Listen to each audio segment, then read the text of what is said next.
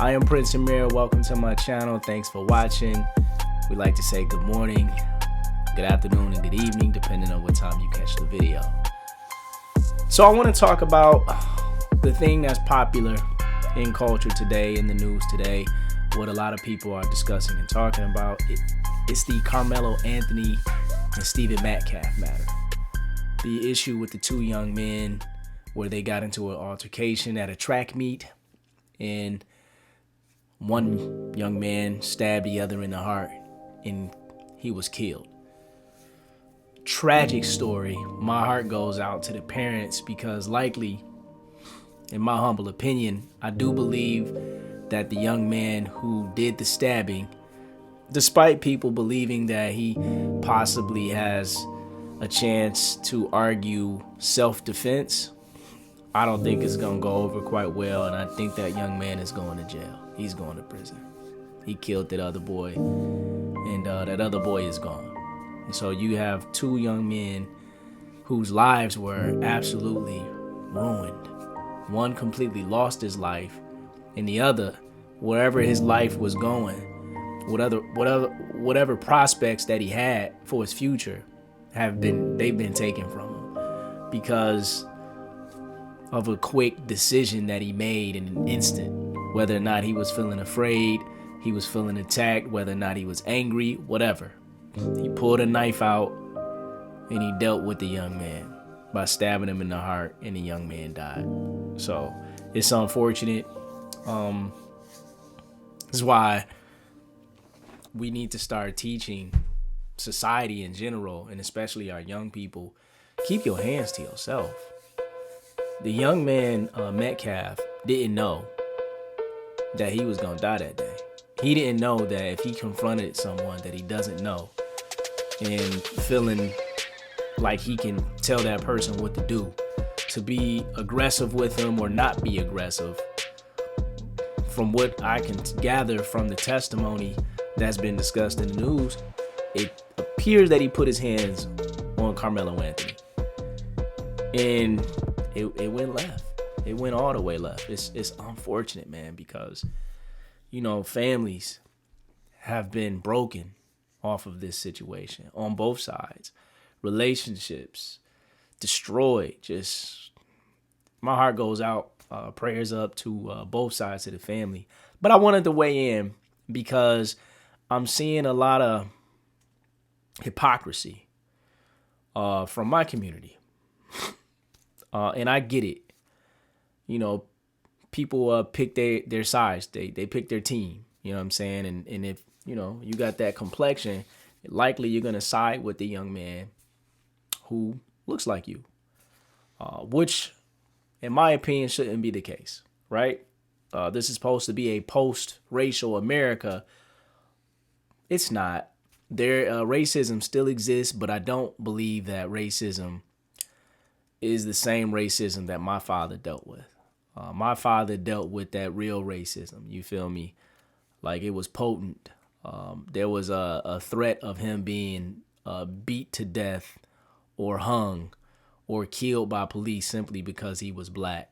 Like, for real, for real. Not like the instances where we have people resisting arrest, or we have, not to minimize some of the misconduct of the police today, but I believe that the racism that I may experience or we experience today is nothing by comparison. Sometimes I tell people, like, there is no more racism. Not the racism my father faced. By comparison, racism don't even exist. It's not a thing. It is not a thing. And I can only say that because I don't walk around in fear of my life around white folks. In fact, I love my white brothers and sisters in America, my fellow American citizens. White folks don't do nothing wrong to me. I've never been attacked. I've never had people try to kill me. I get along just fine with white folks. I get along just fine with my people in certain neighborhoods. In some neighborhoods, you keep it moving, or you keep your head down. You got to know how to conduct yourself in these streets. I guess what I wanted to touch on is the same people that are saying that Carmelo Anthony defended himself and that there should be no consequences for him going to a track meet with a knife in his bag, and when being confronted, putting his hand in the bag to grab the knife and telling the dude, hey, touch me and watch what I do. The dude touches him and he stabs him in the heart. Saying that that's self-defense, I disagree. It's no difference than dudes walking up and lifting up their shirt and having a piece on their hip and go, what you want to do? Say something. What you want to do? And then he pull his gun out because he don't like how the person responded. He started firing. People are not going to say, hey, he's, well, maybe in the black community, people feel like that's self-defense because maybe that's the environment that they come from. That's how it is in the streets. That's how it is in the hood. Oh, yeah, you pull the gun out, you start shooting, you start blasting. Especially if they being disrespectful, get them before they get you. So you pull out the knife, you stab him. He was going to lay his hands on me. They're not about to beat me up. Maybe that's the attitude in the hood. But, we have laws. And under the law, you can't bring a knife to a fist fight and stab a dude, especially if they weren't beating you the fuck up. Excuse my language. The problem that I have and why I say it's hypocrisy is I look at George Zimmerman. The same black folks that are saying Carmelo Anthony is innocent were saying that George Zimmerman was guilty. I'm just saying, make it make sense. George Zimmerman confronted a young man, was asking where the young man was at. The young man got aggressive. They got to squaring up. They got to fighting. And George Zimmerman was getting beat the fuck up. George Zimmerman said he had a gun. His story, he said that he was getting his gun and he felt like Trayvon Martin was about to take the gun from him. And he was literally terrified for his life because he was getting beat the fuck up and he shot that boy and he killed him.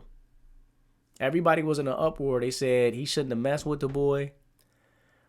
The boy laid hands on him. They got to fighting because he was harassing him. And he killed the boy. He should have just took the ass whooping. But now on the flip side, Carmelo Anthony, he stabbed a dude in the heart. And y'all saying, nah, he did the right thing. That's self-defense. I don't get it. How is George Zimmerman guilty in your mind, but Carmelo Anthony be innocent? And black people a lot, we claim racism in this country. We say, hey, the justice system is racism. Your justice is racist. You have a difference, the same things that we complain about in society, and we say, hey, the justice system is not fair. There's two sets. There's a different standard for black people when it comes to the justice system. You have a different standard for black people in the justice system. Whereas a white man did something, you wanted him to be found guilty. Black men do the same thing. You want him to be found innocent. And it has nothing to do with the merits of the law and the facts of the case. It has everything to do with his complexion. Only his complexion. To me, that's racist. And this is not even about race. These are about kids. This is about culture. Whether or not you should be bringing a knife to a track meet and stabbing a dude to resolve a confrontation. What's wrong with y'all? Hey, if a dude get aggressive with you, either he punk you, you keep it moving, or you stand up to him. You throw dukes. You put your dukes up. Y'all get into it. You take that ass whooping. I'm saying, this was not an environment where he was afraid that he was going to be killed. Not at all. There was no threat of death on him. There was more annoyance, irritation. And I mean, I don't have the facts, but based off of the facts that were given in the initial stories that were brought out by the news, that he was sitting where he wasn't supposed to be sitting, allegedly. He was confronted by the young man. He was told to move. He said, leave me alone. They started grabbing his things and moving him like, you got to go. He reaches in his bag. He puts his hand in there and he says, touch me and watch what I do. And the boy touched him and he proceeds to stab him. And then he took off running. Then the young man that touched him died in his twin brother's arms. There's a lot of speculation in terms of, outside of what I just said, there's a lot of speculation of other facts and scenarios that may or may not have taken place, which have not been substantiated, which will eventually come out. But at the same time, there was no one else there with a knife or a gun or a bat or a stick. And as far as I can tell, there was no scenario discussed where he was getting jumped, or no one said they was about to jump him and beat him up. At the very least, they might have just removed him, shoved him, pushed him up out of there. They just wanted him to leave. And he responded with a knife to the heart. I'm sorry. That's not self-defense. Everybody that believes that that is self-defense, I'm going to need y'all to all live in the same area. Oh, wait, y'all do. It's called the hood, where crime is rampant and niggas is shooting and killing each other at an extremely high rate. Yeah, why don't y'all stay where y'all at over there? Because if that's what y'all believe self-defense is, and I understand why there's so much black on black crime. I even hate saying that. There's no such thing as black on black crime. You hear people say stuff like that. Yes, there is. The reason why there's a term black on black crime and there's not a term Asian on Asian crime, Indian on Indian crime, white on white crime. The reason why there is no term for these other groups is because all of the other groups, their crime rates in terms of violence against one another are all pretty low, and they're all the same. Yeah, they're all the same. But there's one group that is ridiculously higher. In fact, you combine all the other ones, the one group beats all of them combined in terms of the rate. So they had to come up with a phrase because it was something special. It was so different from what they were used to. They had to separate it out because it couldn't be evaluated the same as the other groups and demographics of crime. Henceforth, the term black on black crime, that's where it comes from. Anyway, let me get off my soapbox. I'm on YouTube. That's what the soapbox is. This is the soapbox. I'm here. I'm here for it. Those are my thoughts about this particular issue. That's kind of how I look at it. When I looked at what happened with George Zimmerman, I thought he should have went to jail, me personally. And I get that you have the stand your ground law and all of that. Here's the thing. He confronted the young man. He could have stayed in his car. He didn't have to engage the young man physically. Because he had a gun, he felt tough. And he knew that if there was a problem, he could solve that problem with his gun. So in my mind, he intended to use his gun if he felt the need to do so. But he saw it was a boy, and the boy got reckless and probably was talking mad disrespectful to him. And because of that, he said, I'm gonna beat this little boy up. And then they got to scrapping. Turns out, Trayvon Martin wasn't no hoe. He was winning the fight. And because, in my mind, George Zimmerman was losing the fight, he didn't want to take the L. He shot the boy. And he has claims that, he was about to take my gun, which might be true. Nonetheless, it could have been all avoided if he would have let him alone, or if he would have just took the disrespect on the chin. Because I know what happened.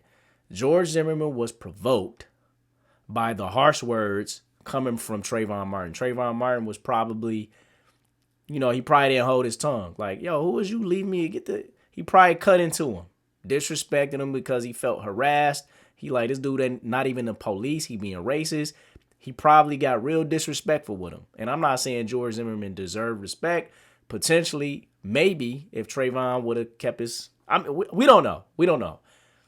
I'm saying there were actions taken by both parties that led to that unfortunate incident. May the young man rest in peace. It's unfortunate that he's not with us anymore. Heart goes out to the family. Just devastating. But I believe that George Zimmerman should not have gotten off scot-free. I don't think he should have got like a capital murder offense, first degree, but like at least manslaughter. Hey, bro, you took a life. This is serious. And the kid didn't have a weapon. You started the fight. Like, You can't go around carrying a gun, starting a fight, and when you lose, kill the guy and say it's self-defense because I was losing and I was afraid he was going to take the gun and use it on me. He should have been found guilty on some level, right? On the flip side, consistently, I'm looking at this young man who put a knife in a dude's heart because he said, "Touch me and watch what I do." That's intent. He's letting you know, hey, I'm escalating this to the next level. I'm going to kill you. Assuming if that testimony is accurate. If there's no conflicting testimony in terms of what he actually said he'll do, because we haven't it hasn't been litigated, right? The case hasn't been litigated. The facts have not come out in its fullness. It's still being investigated. I'm sure they're going to charge the young man. I'm sure he'll be indicted. There will be a trial. I'm confident because black people and white people are making this about race. It's unfortunate. And this is where we have racism. There are absolutely some racist people in this country who feel like Metcalf would still be alive if not for the black boy. Not the boy, the black boy. Because the blacks, they're so ghetto and dangerous and violent. This is probably the narrative and the association that they're having. Blacks carry knives in their bags. No, white kids carry different weapons. White kids do drugs and committing suicide and walking into schools and blowing everybody's heads off. Those are white kids. So it's not a blacks type of thing where black people are overly violent with white folks. We're overly violent with each other, okay? In certain neighborhoods and demographics, right? Even black folks, we don't want to be there. We want to get up out of there too. But anyway, this is not about race. This is about our culture. And this is about the fact that our young people don't know how to resolve conflicts. They don't know how to deal with bullies. They don't know how to stand up for themselves without completely crashing out. When you got kids shooting up schools and kids having no respect for authority and kids stabbing people in the heart. Like, this is a problem. And culturally, we need to do a better job with our children. Not saying Metcalf deserved to be stabbed in the heart, but he probably shouldn't have put his hands on that boy. He wasn't security. He wasn't the authority in that space to tell anybody what to do. He should have just sat down and enjoyed the game or whatever. He should have just minded his own business or reported it to a coach or somebody else to deal with it. Wasn't his place. He was out of pocket. He was. So the actions of both young men played a part in the unfortunate thing that took place. But despite him being out of pocket, he did not deserve to be killed. Even if he would have punched old boy in the head. Get punched in the head, nigga. Put your dukes up. Get your guard up. Ball up your fist. Let's fight it out. When you escalate things and you take it to the next level, like, it's cowardly behavior, man. It's cowardly. These people, we so weak. We so weak. In addition to that, while I'm rambling on, I did want to take a look at this video here, just to elaborate on the different things that are actually happening in association as things develop. Look at all the foolishness that's going on. This morning, new controversy after a deadly stabbing at a high school track meet in Frisco. Police say the father of the victim was the subject of a swatting call at his home on Thursday night. That victim, Austin Metcalf, died on April 2nd. The suspect, Carmelo Anthony, is now charged with murder. Anthony's family held a press conference Thursday, but it was delayed after Metcalf's father came and had to be escorted out of the building. Anthony's mother says her family has been under attack with threats and false accusations. She addressed the Metcalf family directly. Man, listen. You look at this picture right here, and this is look like a nice young man. He doesn't look troubled. Doesn't look like a scumbag. Heard he was like big into his faith and plays sports. Essentially, he looks like a good kid. Stabbed in the heart by this kid. Now, people, when they see this, they probably judge this young man and say, yo, this dude is a piece of right? He's a young thug. They want to say nigga. They want to say nigga, for real. Let me not be laughing and joking. It's actually a serious matter. Hey, I see sadness in this young man's eyes. He's broken. I don't believe that he wanted to take a life. I think he got anger issues, and I do believe that he was afraid and he overreacted. I don't think he knew what he was getting into when he responded the way that he responded. It's unfortunate, man. Look at this. Gone, still here with us. So the family, they do a press conference. So Carmelo Anthony's family, they do a press conference where they basically want to explain what's going on and tell their side of the story. And Metcalf's father shows up to the press conference uninvited. They respectfully ask him to leave and eventually have him escorted off of the premises by the police. They felt that it was inappropriate for this man to show up to their press conference, given the fact that there's been a lot of toxicity going on in terms of how people are responding to the incident and harassing both families. And just the nature of the fact that his son killed his son. Their son killed his son. Him showing up to the press conference could make people feel uneasy. They don't know if he's about to crash out. And so they have security there, and they're saying, for safety and mental stability, you need to leave. You are not welcome here. Check this video out. We can see it in real time how it went. This is security walking them out.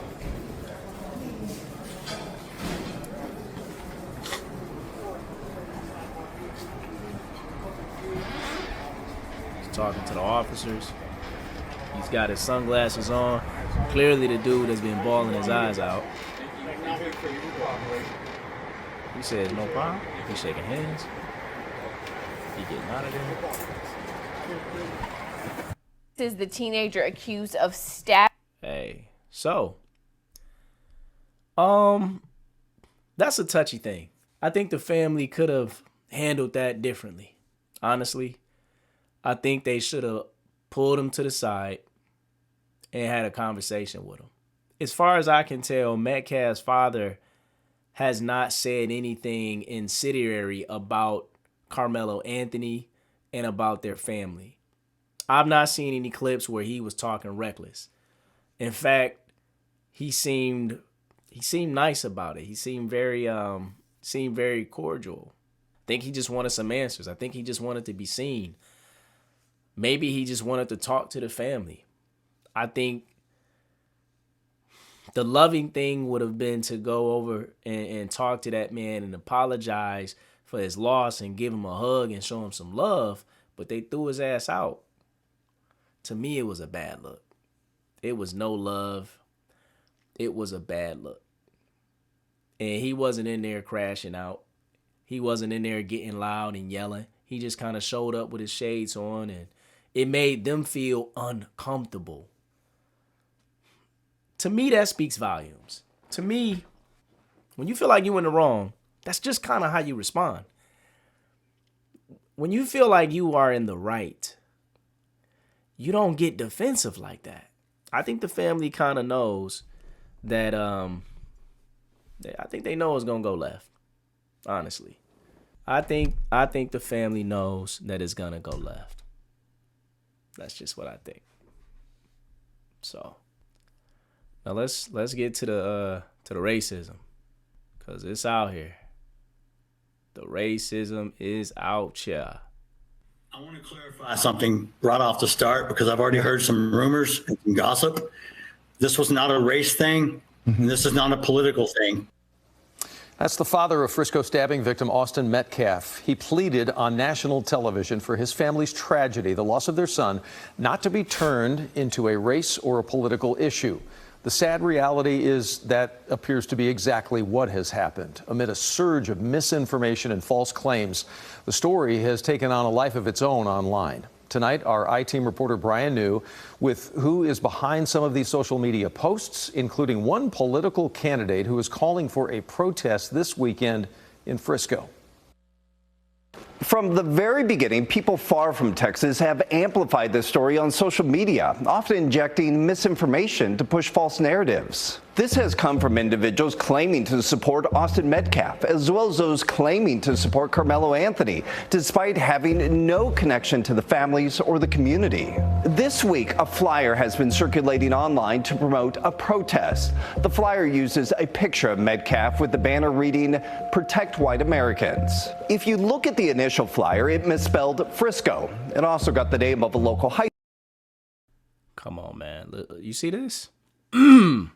Protect White Americans. Must have been Ann Coulter out here making flyers with ChatGPT. Couldn't get the spelling right. Y'all know how ChatGPT can't actually spell when you're doing graphics. So y'all, this was clearly our AI made this. We know AI made this. Ann Coulter and her team put this together. She wants to protect white Americans. There's other Americans that are non-white. We're all Americans. America is not a Anglo-Saxon European country, despite what some people say. Hey, we fought very hard to have certain rights and privileges in this country. We built this country with our white brothers. And shout out to the Asians. Shout out to the Chinese. The Chinese came over here. They put in some work too. You know what I'm saying? Chinese people put in some work too. Shout out to the hombres, the essays. All the mijos and mijas out there, the senors and senoritas, senoras. Shout out to all of y'all. Y'all put in work.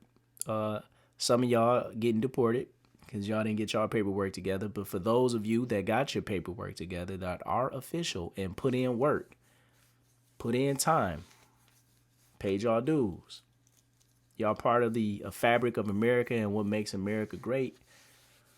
And yeah, we are here. So this is the idea of protecting demographics of Americans. No, we need to protect America. And that's going to start with our culture.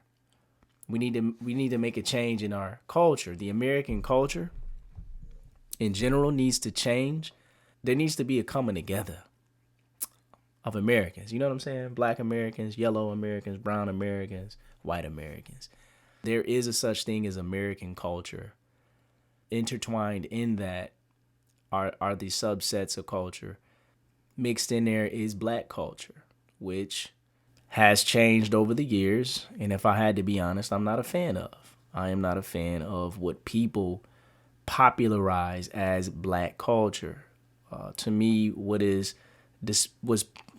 I'm not going to get into it. High school wrong and incorrectly claimed this is where the stabbing took place.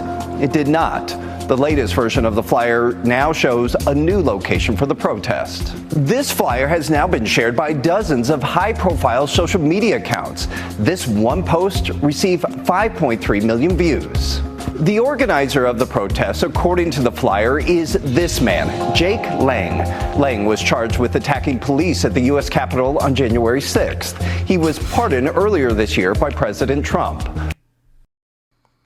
Yeah, they got to throw my boy President Trump under the bus because he pardoned a dude that the guy looks like a racist. He looks like somebody that's hates everybody except white people. The reality is he don't even like white people. which is weird. He mad at his own people, and he lashing out at other people. I think he's blaming others for why he don't like his own people, which is sad.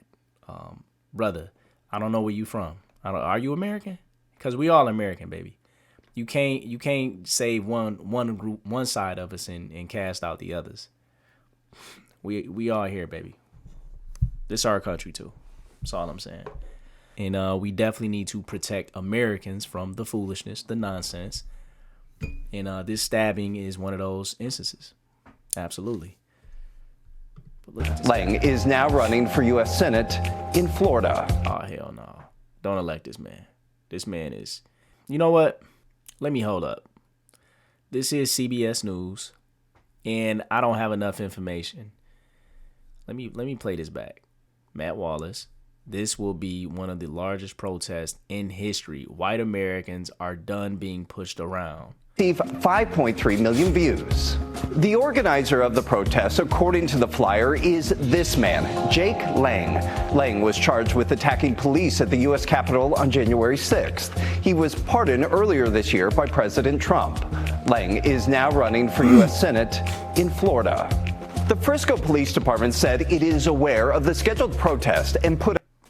Listen, for years, black people have been talking trash about white folks and about how we need to come together and unify. For what purpose? To build up ourselves and to destroy the white man. There is a pocket of black folks and Negroes that want to go to war with white people, which is crazy. It's like, for what? What they do to you? These people are mentally ill. They create a boogeyman for the reason why their life sucks instead of looking in the mirror. When the real reason that their life is a fucking mess is the man in the mirror. Self-inflicted wounds all over their body. But they don't want to be held accountable. They are blaming everybody else for their faults. And there's no better person to blame than the boogeyman that is the white man, which is weird because there are black people and a lot of black people doing way better than a lot of white people. And it's not a race thing. It's a individual culture thing. There are white people, just like there are black people, that make bad decisions. They engage in severe alcohol abuse, severe drug abuse. They make bad decisions. They don't want to do what's right. They break the law. They commit crimes. They're overly violent. They don't focus on education. They don't want to work hard. Some of them are lazy. They lack skills. There's a certain level of entitlement. It's not a race thing. It's a mentality. And mentalities are not racist. They for everybody. And so we got broke people. We got people on the struggle bus in the black community, in the yellow community, the brown community, and the white community. It's a lot of people struggling. It's a lot of weak people on both sides, and there are strong people on all sides. We have weak Americans and strong Americans, and we don't need to protect white America. We need to protect America. We need to get these people that are weak and crazy, and we need to get their mind right. Right? But I get it. I don't get offended when I see a white man saying we need to protect whiteness, because white men have been under attack. Being white has been under attack. It's almost like if you're white, you're a bad person. And I think that's bullshit. And about time,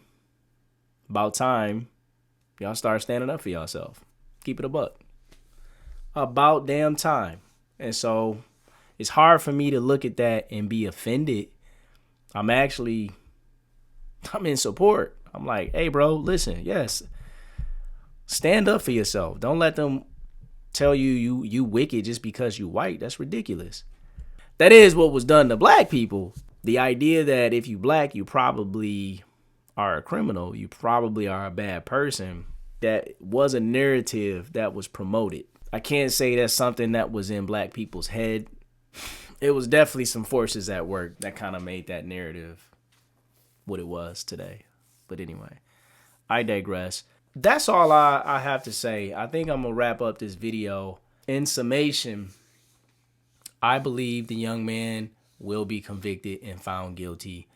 In terms of what degree and how much time he'll have to serve, I'm not sure. But I don't think he has a good legal argument for self-defense because he escalated the altercation by using a knife. He used deadly force when, in fact, we're not even sure what level of force was used against him. We haven't gotten any testimony or statements that's been put out there that the other boy or boys laid hands on him or there was blows being thrown. It sounds like it was more of a verbal altercation and he got touched, but that touching ended very quickly because he whipped out the knife and dealt with it immediately. It was a wrap. I think he just touched him and was killed for touching him. I don't think it was a punch. I don't think he got pushed. Maybe he got pushed and he stabbed him. So that's not gonna be self-defense because he could have ran. He could have left. I'm not sure if the law is stand your ground. Is it stand your ground down there in Texas? I think it is stand your ground. So he stood his ground, but he escalated. You can't escalate. It's got to match. So I don't think the facts are going to support a defense. I think the young man is going to do some time. Instead of all of this racism and hoopla and people making a real big deal about this, I think y'all just need to pray for these families and show love on both sides. Metcalf, like, this kid had a future. In the future, it looked bright. Like, he was on a good path. And it's gone. The hopes and dreams of his relatives and his friends, they were all snatched away. And the young man, Carmelo, young man had a future too. And it's gone, man. It's changed forever. It's changed forever. So, prayers out to the family. It's very, very unfortunate. But that's all I gotta say. Thank you for watching. Don't forget to like the video. Don't forget to hit that subscribe button. Until next time, Prince Amir, I'm out. Peace.